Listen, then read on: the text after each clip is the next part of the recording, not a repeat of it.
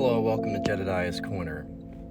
Up above me is the terrible scene of tents in Rafah, right next to mass graves. Now, Francesca Albanese, whose name you may have heard, she's a special rapporteur to the crisis in Palestine.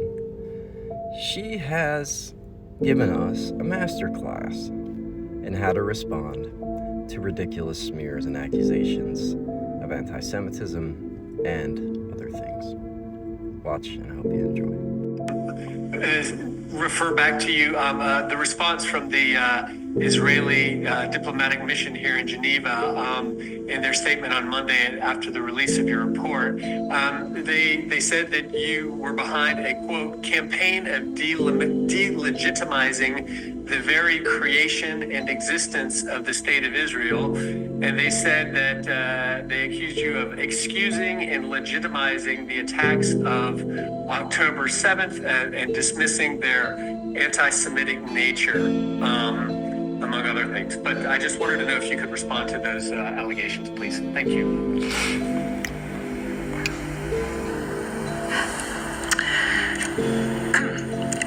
No, I'm not behind nor in front of any campaign to delegitimize the state of Israel. But if we want to use this expression, I'm part of a movement which wants the end of the apartheid, which wants that Israel behaves and lives in accordance with international law. Is it that such an affront to expect that Israel, member of the United Nations, whose existence I've never questioned, behaves like it should as a member of the United Nations that respects international law? Because this is the point. I don't question, for the record now and for the future, I do not question the existence of the state of Israel.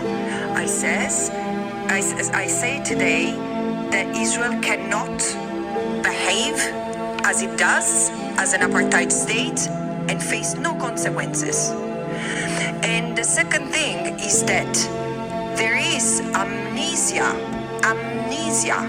that the state of Israel, around the birth of the state of Israel, because it was the outcome not just of one tragedy, but it's connected to two tragedies, and one is very well known and absorbed, which is the tragedy, the horror of the Holocaust.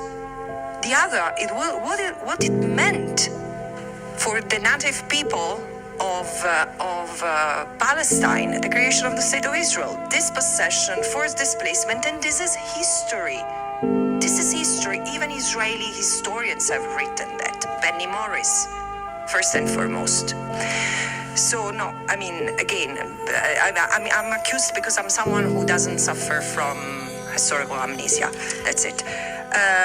Anti-Semitism. Everyone who dares uttering a word of criticism against Israel is accused of anti-Semitism. I've said it from the very beginning of my mandate. This is so dangerous. This is so dangerous, first and foremost, for Jewish communities wherever they are. Because I do understand why every Jew, I mean, there are many Jews who are critical of Israel, but there are many who feel such love and such deep connection with Israel, which is fine. It's okay. This is not up to us to judge. Those who are judged are member states. But at the same time, using every kind of argument that is made, again, against Israeli practices of apartheid, and right now, in my view, the genocidal practices that Israel is displaying is accusing everyone of anti-Semitism is also, reveals bad faith. Because, frankly, what has been scandalous and shocking to many, which led Israel to finally officialize its policy of PNGing special rapporteurs, in my case, is that no, I don't find any evidence that what was caused on what the crimes that were committed against Israelis on the 7th of October were propelled by anti-Semitism, which doesn't mean, and I issued a statement on that, which doesn't mean that there is no anti-Semitic sentiment in any of those who participated in the attack. This I cannot know. But saying that the 7th of October was caused by anti-Semitism makes two things. On the one hand, as also Jewish scholars themselves have said, take out of the context completely Israel's responsibilities in creating the conditions that have led to the violence that animated those who the violence that was committed against Israeli civilians on October 7. And the second, it maintains this, it feeds this discourse that Israel is facing an existential threat because the Palestinians are anti-Semitic and therefore each means is justified. This is absolutely outrageous, and this is what's happening.